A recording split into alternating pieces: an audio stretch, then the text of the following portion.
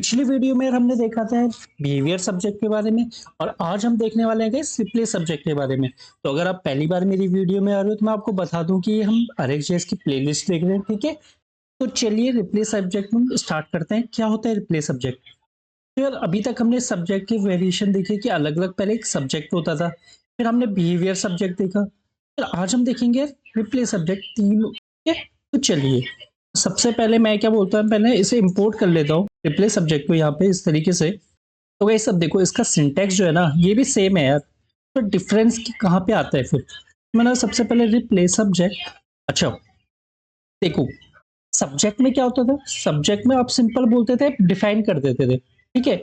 Behaviour subject में आपने बोला कि एक डिफॉल्ट वैल्यू भी आप प्रोवाइड कर दो उसे, ठीक है, 1 2 3 जैसे मैंने कुछ भी वैल्यू दे सकता था। सब्जेक्ट में आप डिफॉल्ट वैल्यू नहीं देते थे, बिहेवियर सब्जेक्ट में आप इनिशियल एक वैल्यू दे सकते थे। अब रिप्लेस सब्जेक्ट में क्या होगा फिर?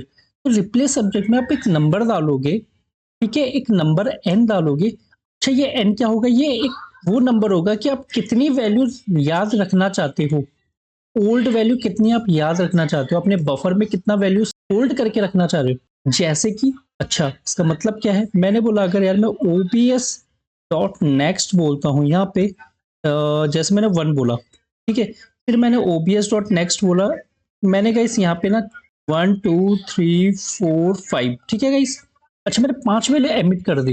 लेट सपोज करो कि अगर ये सब्जेक्ट होता हमारे पास, चलो पहले हम सब्जेक्ट के साथ समझते हैं, और मैं ऐसे बोलता हूँ ओबीएस डॉट सब्सक्राइब, पहले हम देखते हैं कि क्या फर्क पड़ा है।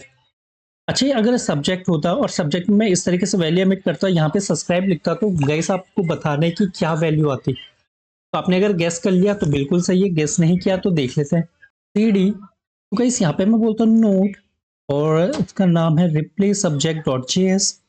गाइस यहाँ पे आपने देखा कुछ भी नहीं हुआ यार, कंसोल में तो कुछ आया नहीं, तो ऐसा क्यों?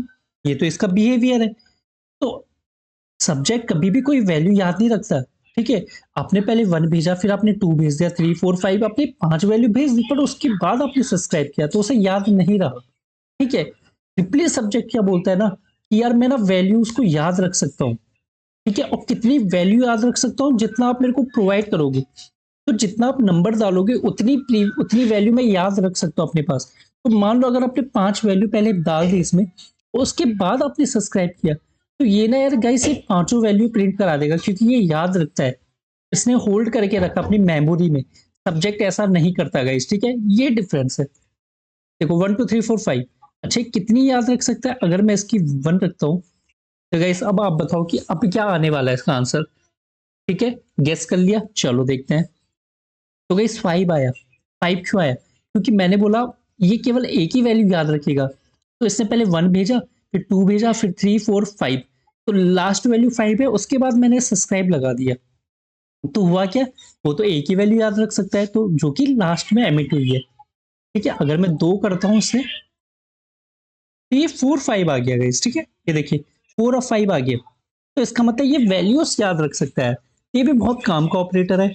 एंगुलर जब हम देखेंगे वहां पे हम समझेंगे इस, बट अगर आप ऑलरेडी एंगुलर में काम कर रहे हो तो आप इसकी महत्व समझ सकते हो, ठीक है, कैसे हम इसे यूज कर पा रहे हैं। तो गाइस आज की वीडियो में इतना ही, उम्मीद करता हूँ आपको समझ आ गया होगा। अगर आपको कोई भी डाउट है तो आप मेरे को कमेंट सेक्शन में पूछ सकते हैं गाइस, ठीक है। बाकी मिलते हैं नेक्स्ट वीडियो में, अभी के लिए बाय बाय।